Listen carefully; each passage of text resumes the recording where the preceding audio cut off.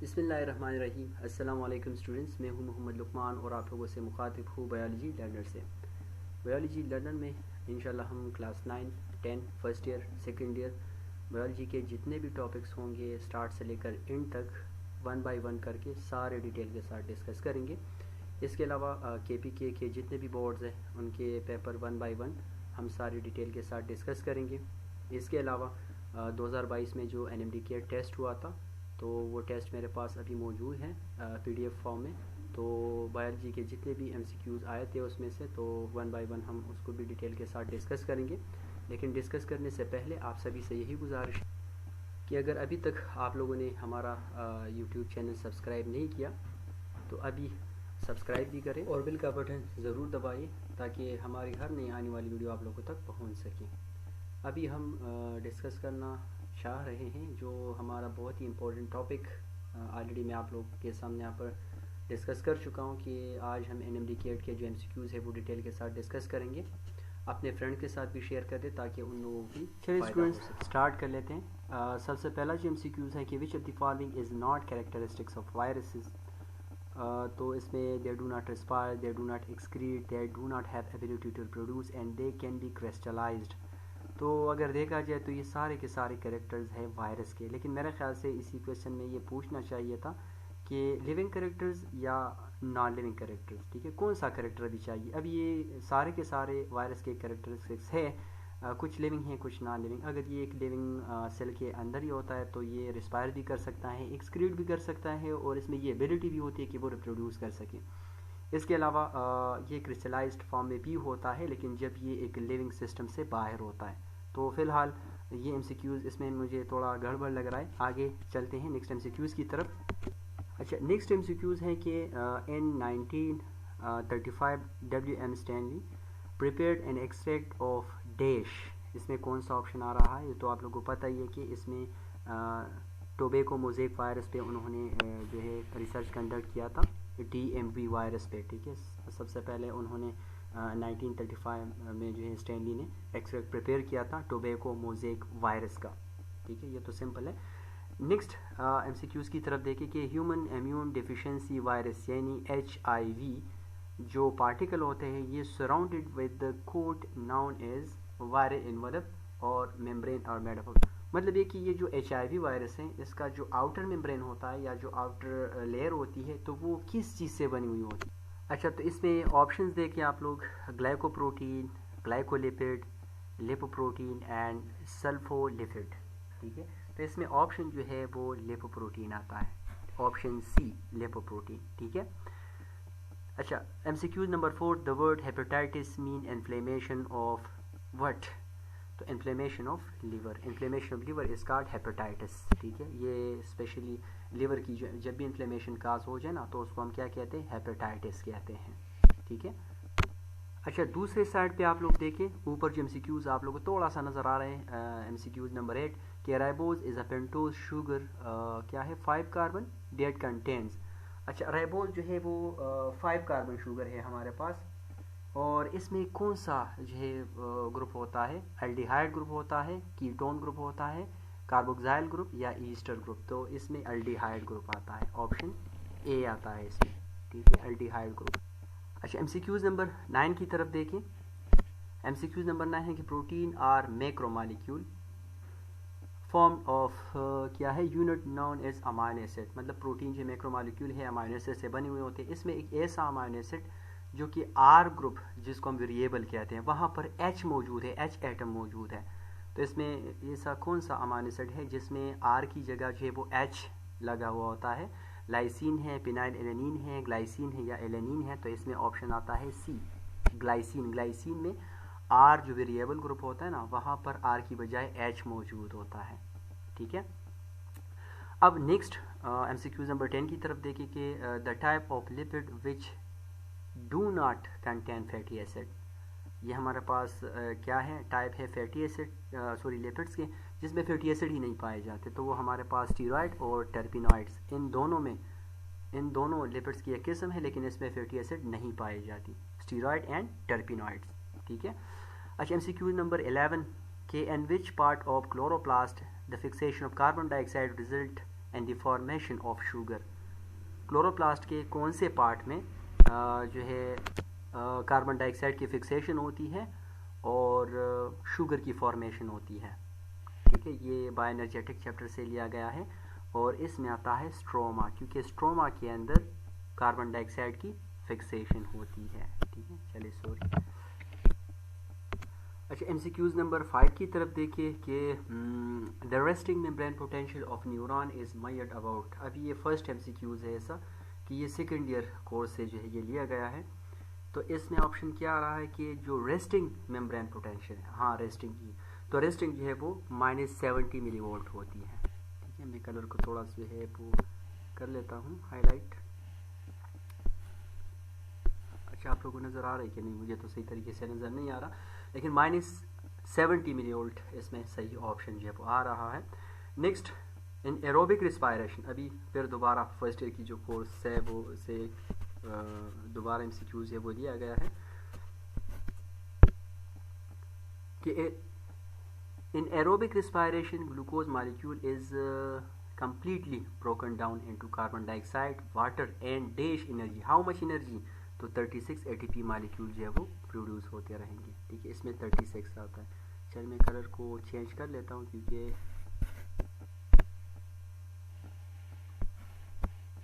अच्छा ये 36 आता है इसमें से। ठीक है, और इसमें -70 मिलीवोल्ट। अच्छा, नेक्स्ट है कि the 4 type of fundamental biological molecule present in protoplasm are carbohydrate, protein, lipid and dash. तो इसमें क्या आता है कि enzyme, hormone, nucleic acid and alkaloid है। हाँ बिल्कुल एग्जैक्टली। तो कार्बोहाइड्रेट, प्रोटीन, लिपिड्स और लास्ट वन क्या था जो आप लोगों ने चैप्टर नंबर 2 में पढ़ा था, वो था न्यूक्लिक एसिड, यानी डीएनए और आरएनए, जो कि चैप्टर नंबर 2 में मौजूद है। आप लोगों ने वहाँ पर पढ़ा हुआ है। अच्छा, तो इसमें आता है 36 ATP मॉलिक्यूल्स। अच्छा, ये तो हो गया। इसके बाद हमने ये वाला भी डिस्कस किया है कि इसमें हमारे पास न्यूक्लिक एसिड आता है। मैंने हाइलाइटर को चेंज कर दिया है लेकिन अभी भी सही तरीके से काम नहीं कर रहा। अच्छा, the colloidal mixture of ions, organic and inorganic salt present in the nucleus is called. जो आयंस हैं, ऑर्गेनिक एंड इनऑर्गेनिक साल्ट है, न्यूक्लियस के अंदर जो मौजूद होते हैं। ठीक है, न्यूक्लियर मेम्ब्रेन के अंदर जो रीजन होती है, जिस तरह सेल मेम्ब्रेन के अंदर साइटोप्लाज्म है, तो न्यूक्लियर मेम्ब्रेन के अंदर कौन सा पार्ट है? ठीक है, तो उसको हम क्या कहते हैं? न्यूक्लियोप्लाज्म कहते हैं। चलिए मैं न्यूक्लियोप्लाज्म। इसके अलावा those nerve that originated from और हेड या lead to the brain is called cerebral nerves. There are dash pair of cerebral nerves. Cerebral nerves जो है वो कितने इन नंबर होते हैं जो कि ब्रेन से एराइज होते हैं या टूवर्ड द ब्रेन जो है वो होते हैं? अच्छा, इसमें ऑप्शंस आप लोग को दिखाए गए हैं। 6 पेयर ऑफ नर्व्स होते हैं, सेरेब्रल नर्व्स की बात हो रही है, या 12 pair of nerves, 14 pair of nerves या 31 पेयर ऑफ नर्व्स। तो क्रेनियल नर्व जो है वो 12 नंबर होते हैं। ठीक है, 12 पेयर मतलब टोटल जो है वो 24 बनते हैं और 12 पेयर में ये पाए जाते हैं। और जो स्पाइनल नर्व्स हैं वो 31। ठीक है, चलिए आगे मूव करते हैं। अच्छा, एमसीक्यूज नंबर कौन सा है? एमसीक्यूज नंबर 14 की तरफ देखिए। The hormone that trigger the release of milk in lactating women. वो कौन से हार्मोन है जो कि इजाकुलेशन ऑफ मिल्क जो है वो काज कर रहे होते हैं लैक्टेटिंग वुमेन के अंदर? तो इसमें ऑप्शन है ऑक्सीटोसिन है इसमें। हाँ बिल्कुल एग्जैक्टली, ऑक्सीटोसिन इसमें ऑप्शन है सी, ऑक्सीटोसिन आता है इसमें। ठीक है, फिर आगे मूव करते हैं।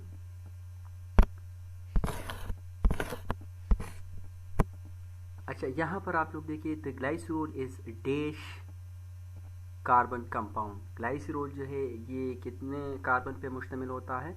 ये तो ऑलरेडी आप लोग को मालूम ही होगा, आसान है, biology first year chapter number 2 से लिया गया है। तो इसमें आता है 3। ठीक है, 3 कार्बन पे मुश्तमिल होता है। अच्छा, इसके बाद 34 नंबर एमसीक्यूज की तरफ देखिए। Enzyme are dash in nature. Enzyme क्या है? Enzyme are protein is in nature. ये भी आसान है। ठीक है, थोड़े आसान एमसीक्यूज इसमें यहाँ पर मौजूद है। अच्छा the range of visible light, the range of visible light जो है वो कितना है, तो कंफर्म तो अभी मैं नहीं कह सकता क्योंकि इसमें ये दो ऑप्शन तकरीबन ये दो, इससे थोड़ा सा कंफ्यूजन है अभी इसमें से, तो प्लीज़ आप लोग इसको ज़रा कंफर्म करें कि इसमें ऑप्शन कौन सा सही आ रहा है, ठीक है। अच्छा नेक्स्ट ऑप्शन है 36 नंबर MCQs हैं कि which scientist among the following क्या है hypothesized that plant split water to release oxygen as a by product. किस साइंटिस्ट ने काम किया था या उसने हाइपोथेसिस जो है वो पेश किया था कि वाटर जो है जब मतलब वो स्प्लिट वाटर के मॉलिक्यूल जब स्प्लिट हो जाते हैं तो वो oxygen as a by product release करते हैं, तो ये वैन नील ने किया था, ठीक है। ऑप्शन ए इसमें आता है वैन नील ने। अच्छा the Calvin cycle is completed in question number 37, ये केल्विन साइकिल जो है ये कंप्लीट होते हैं कितने स्टेप्स में, तो ये 3 स्टेप्स में कंप्लीट होता है, ठीक है केल्विन साइकिल, इसमें ऑप्शन बी आता है। चलिए नेक्स्ट MCQs की तरफ देख ले आप लोग कि which of the following pair of disease is caused by virus, इसमें ऐसी जो है पेयर आप लोग ढूंढ ले जो कि वायरस से ही काज होती है, ठीक है। सिफिलिस TB, ठीक है, इस तरीके से एड्स टाइफाइड, तो इसमें आप लोग देखें ना सिफिलिस जो है ठीक है ये वायरस से काज होती है, लेकिन TB बैक्टीरिया से, ठीक है। इस तरीके से एड्स जो है ठीक है वायरस, टाइफाइड बैक्टीरिया, मीजल और मम्स जो है, मीजल और मम्स ये दोनों वायरस से ही काज होती है, तो आप लोग इसको जो है इसमें ऑप्शन सी आता है, इसको आप लोग टेक करें, ठीक है ऑप्शन सी। अच्छा इस तरीके से the terminal portion of male duct system, ये अभी देखिए बायोलॉजी फर्स्ट ईयर का जो कोर्स है वो ज़्यादा टच किया हुआ है और ज़्यादातर चैप्टर नंबर 2, ठीक है। अच्छा the male duct system last part जो है मेल रिप्रोडक्टिव सिस्टम या डक्ट सिस्टम का कौन सा पार्ट है, यूरेथ्रा, लास्ट पार्ट, ठीक है। बायोलॉजी सेकेंड ईयर के जो MCQs है वो सारे आसान दिए हुए हैं, ठीक है। इसके अलावा जो फर्स्ट ईयर चैप्टर नंबर 2 के MCQs है वो थोड़े कन्फ्यूजेबल भी है, आप लोग देखें, ठीक है। अच्छा इसके अलावा cell wall of bacteria is made of, bacteria की सेल वॉल, क्योंकि बैक्टीरिया तो प्रोकैरियोट्स है, तो प्रोकैरियोट की जो सेल वॉल है वो किस चीज़ से बनी हुई होगी, काइटिन, सेल्यूलोज, पेप्टाइडोग्लाइकेन या पेक्टिन, तो पेप्टाइडोग्लाइकेन, ठीक है, यूम्यूरिन या पेप्टाइडोग्लाइकेन, आप लोग इसको किसी एक को आप लोगों ने क्या करना होगा, इसको टेक करना होगा, ठीक है।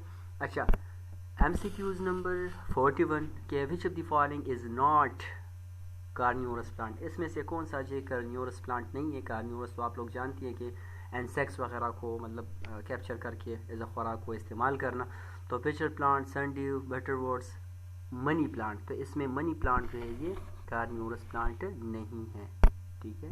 इसमें ऑप्शन आता है लास्ट वन डी। इस तरीके से all of the following are characteristics of cartilage except, ये सारे जो कार्टिलेज है उनके खसूसियात हैं कार्टिलेज के, लेकिन इसमें से कोई एक आप लोग ढूंढ लें कि वो कार्टिलेज के जो है वो खसूसियात में से नहीं आता, तो it is the type of connective tissue है, तो ठीक है। प्रिकर्सर सेल और कॉन्ड्रोसाइट्स ये भी ठीक है। इट कंटेन ब्लड वेसल, इसमें blood vessel, it contain blood vessel, blood vessels भी नहीं होते। इट हील वेरी स्लोली, तो इसमें ऑप्शन सी आता है, इसमें ब्लड वेसल्स नहीं पाए जाते, ठीक है। और इट ही बिल्कुल एग्जैक्टली बात ही ठीक। अच्छा नेक्स्ट मूव करते हैं आगे, दूसरे साइड पे देख ले आप लोग ज़रा कि which of the following is not related to arthritis, arthritis के में इसमें से कौन सा जो है वो इसके साथ रिलेटेड नहीं है, तो इसमें से ऑप्शंस आप लोग ढूंढ ले ज़रा। इन्फ्लेमेशन ऑफ जॉइंट्स वो तो होगा ही अर्थराइटिस में, ऑटो इम्यून डिजीज़ वो भी हो सकता है, होता ही है, and leading card disability patient, और हाँ ये भी हो सकता है। इन्फ्लेमेशन ऑफ नर्व्स, तो इसमें इन्फ्लेमेशन ऑफ नर्व जो है अर्थराइटिस में वो नहीं होता, ठीक है। इन्फ्लेमेशन ऑफ, चले मैं यहाँ से इसको कर लेता हूँ हाईलाइट, इन्फ्लेमेशन ऑफ नर्व। अच्छा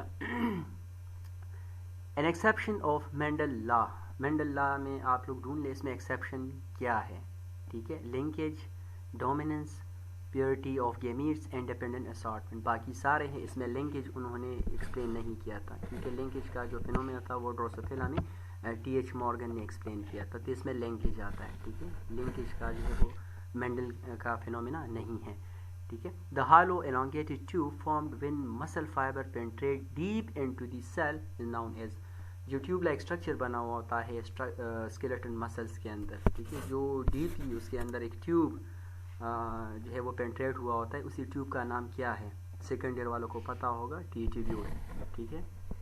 ये मसल वाला जो है स्केलेटल मसल में आप लोगों ने उसका स्ट्रक्चर पढ़ा हुआ है ना, मसल फाइबर्स वगैरह। तो मसल फाइबर में जो सर्कोप्लाज्मिक रेटिकुलम था उसमें टीट्यूब्यूल जो है वो ट्रांसवर्सली डीप जो है वो उसमें मौजूद थे। अच्छा, इसके अलावा type of neuron that carry nerves impulse from tissue and organ to spinal cord, toward the spinal cord जो मैसेजेस जा रहे होते हैं टिश्यू से या ऑर्गन से, तो उसको हम सेंसरी न्यूरॉन कहते हैं, ठीक है, सेंसरी न्यूरॉन। अच्छा, इसके अलावा हार्मोन आर यूजुअली क्या है? हार्मोन क्या है असल में? इसका अगर नेचर देखा जाए, genetical messenger, physical messenger, chemical, ये तो बहुत ही आसान है क्योंकि hormone are chemical in nature और ये एज अ केमिकल मैसेंजर काम कर रहे होते हैं, ठीक है। अच्छा, आगे मूव करते हैं कि which of the following lobes of pituitary gland is known as a master gland of the body? तो इसमें एंटीरियर ग्लैंड, एंटीरियर है, पोस्टीरियर है, इंटरमीडिएट ग्लैंड है या एंटीरियर पोस्टीरियर है, तो इसमें एंटीरियर ग्लैंड आता है क्योंकि तकरीबन 6 डिफरेंट हार्मोन जो है वो एंटीरियर लोब ऑफ पिट्यूटरी से एक्सक्रीट हो रहे होते हैं, तो इसमें ऑप्शन ये वाला आता है, ठीक है। अच्छा, विच of the following hormone is responsible for reducing the blood glucose level? इसमें हार्मोन्स आप लोग ढूंढ लें, थायराइड हार्मोन है, इंसुलिन है, ग्लूकागॉन है या एडीएच हार्मोन है। इसमें हार्मोन्स आप लोग सेलेक्ट कर लें जिसकी वजह से ब्लड में ग्लूकोज की लेवल रिड्यूस होती है, ग्लूकोज की लेवल ब्लड के अंदर रिड्यूस हो रही होती है। तो इसमें इंसुलिन है, हाँ बिल्कुल, ऑप्शन बी में इंसुलिन देखें, क्योंकि जब भी हम खाना खाते हैं तो खाना खाने के बाद ग्लूकोज का लेवल जो है वो राइज हो जाता है हमारे ब्लड में। अब इंसुलिन एक ऐसा हार्मोन है जिसकी वजह से ग्लूकोज की जो लेवल होती है ब्लड के अंदर वो रिड्यूस हो जाती है, ठीक है। नेक्स्ट मूव करते हैं। अच्छा, हमारे पास होमोजाइगस वाइट आई ड्रोसोफिला है फीमेल की, उसको अगर हम रेड आई ड्रोसोफिला मेल के साथ क्रॉस करेंगे तो प्रोबेबिलिटी क्या होगी कि मेल के जो ऑफस्प्रिंग होंगे या उसके जो बच्चे होंगे मेल, उनकी रेड आइज होंगे। तो इसमें ऑप्शन आता है 50% चांसेस होंगे, ठीक है। क्रॉसिंग पेनेट स्क्वायर के जरिए आप लोग जब करेंगे तो 50% ही आएगा। The term survival of fittest was used by, ठीक है, ये किस साइंटिस्ट ने, नेचुरलिस्ट ने इसी वर्ड को यूज़ किया हुआ था? बाकी तो आप लोग जानते ही हैं कि हमने ये 2 साइंटिस्ट नहीं पढ़े बिहेवियर वाले, एवोल्यूशन वाले चैप्टर में, अलावा लेमार्क और डार्विन्स के। तो ये सर्वाइवल ऑफ फिटेस्ट जो है ये डार्विन ने यूज़ किया था, ठीक है। डार्विन जो है ये नेचुरलिस्ट है, आप लोगों को पता है, आप लोगों ने सेकेंडरी में पढ़ा हुआ है एवोल्यूशन वाले चैप्टर में। अच्छा, MCQs नंबर 52 की तरफ देखें तो इसमें आता है कि the raw material that is used by natural selection for better survival, variation only, mutation only, similarity only, variation and mutation. इसमें आता है वेरिएशन ओनली, ठीक है, वेरिएशन और mutation, sorry, variation and mutation इसमें बहुत आता है, ठीक है। ऑप्शन नंबर डी आता है, ठीक है, वेरिएशन और म्यूटेशन की वजह से भी वेरिएशन ही आता है। अच्छा, नेक्स्ट है 53 नंबर MCQs के, the Archaeopteryx is a fossil birds which is fossils the characteristics of both fishes and amphibian and reptile and birds and mammal. तो इसमें ऑप्शन आता है रेप्टाइल एंड बर्ड्स, क्योंकि ये जंक्शन थी बिटवीन द रेप्टेरियन एंड बर्ड्स, ठीक है। तो इसमें ऑप्शन सी आता है, रेप्टाइल और बर्ड की तरह इसके अंदर कुछ कैरेक्टर्स मौजूद थे। The condition and which characterized by hypothyroidism, an enlarge of thyroid gland is known as what? Hypothyroidism की वजह से कौन सी डिजीज़ काज होती है? वो होती है गॉइटर, ठीक है। गॉइटर जो है एनलार्ज ऑफ नेक जो है वो हो जाती है हाइपोथायराइडिज्म की वजह से, ठीक है। गला जो है वो थोड़ा स्वेलअप हो जाता है।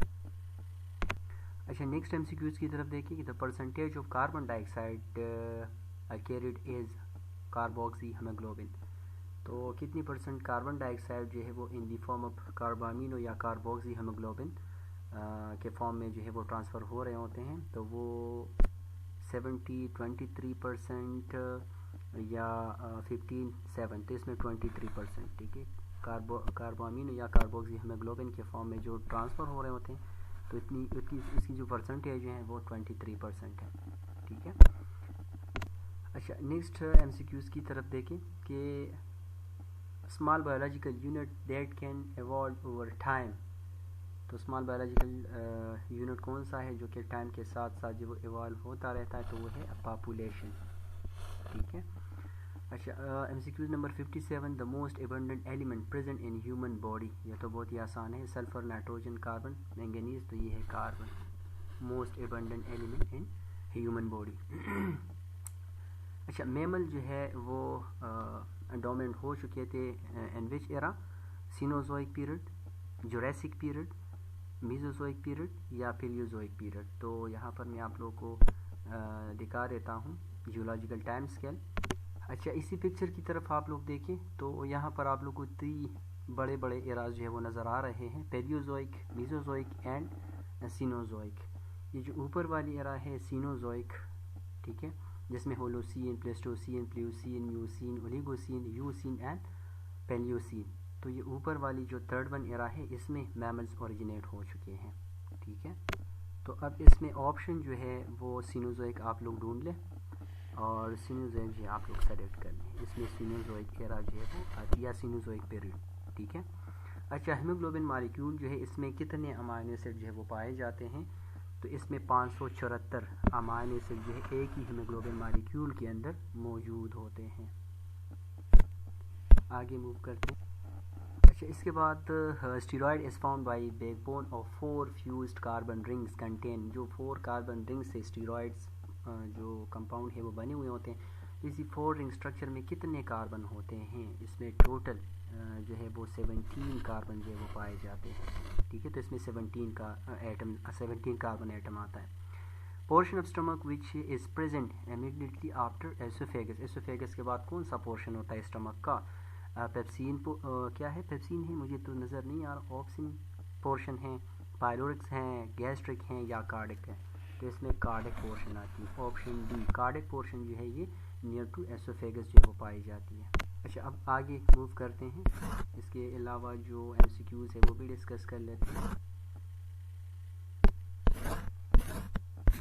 अच्छा, RH antigen was first studied in. RH antigen जो है वो किस ऑर्गेनिज्म में फर्स्ट टाइम जो वो इसकी स्टडी की गई थी, तो वो मंकी के अंदर, ठीक है। RH ब्लड ग्रुप टाइप्स जो है वो मंकी के अंदर जो वो स्टडी की गई थी।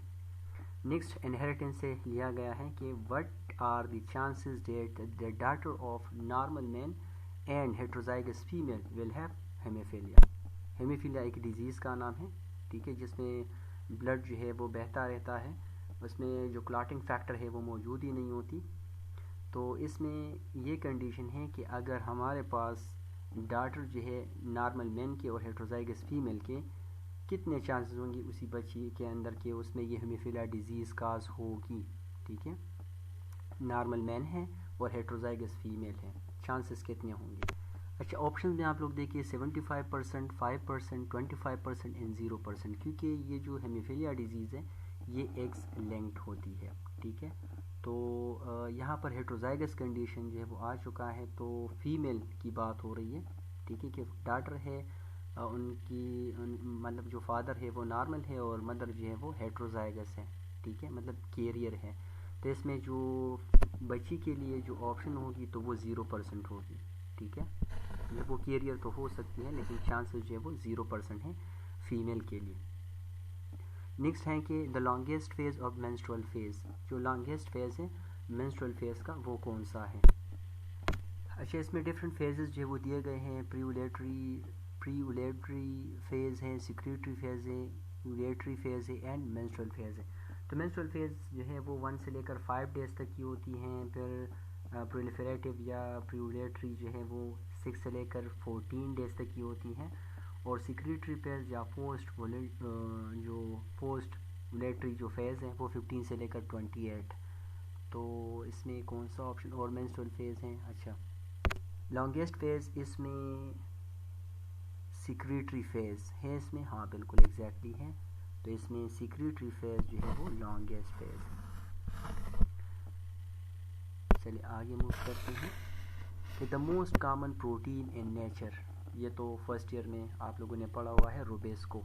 रुबेस्को जो है ये मोस्ट कॉमन प्रोटीन है नेचर में, ठीक है।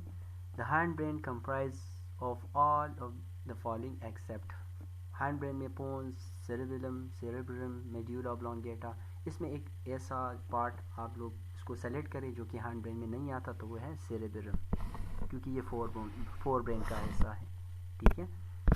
अच्छा next, the pasteurization of milk is done effectively through ultra high temperature UHT in which milk is treated for 3 seconds.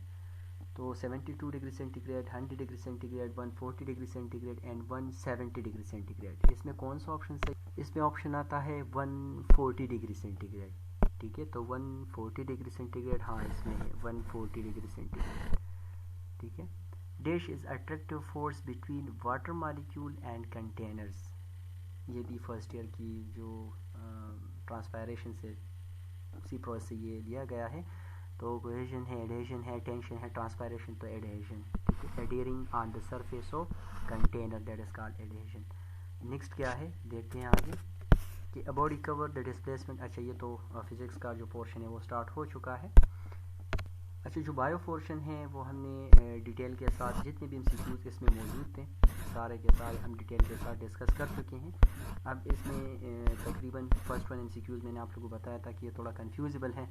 इसके अलावा जितने भी एमसीक्यूज थे तकरीबन 68 एमसीक्यूज बायो के एनएमडी केयर टेस्ट में मौजूद थे, वो सारे के सारे डिस्कस हो चुके हैं। इसके अलावा biology first 9, 10 first year second year के जितने भी टॉपिक्स हैं इंशाल्लाह वो भी हम स्टार्ट करेंगे।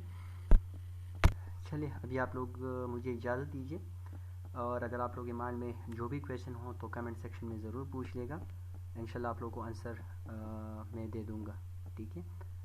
नेक्स्ट वीडियो तक के लिए मुझे दीजिए इजाज़त। Thank you so much, thank you. Allah.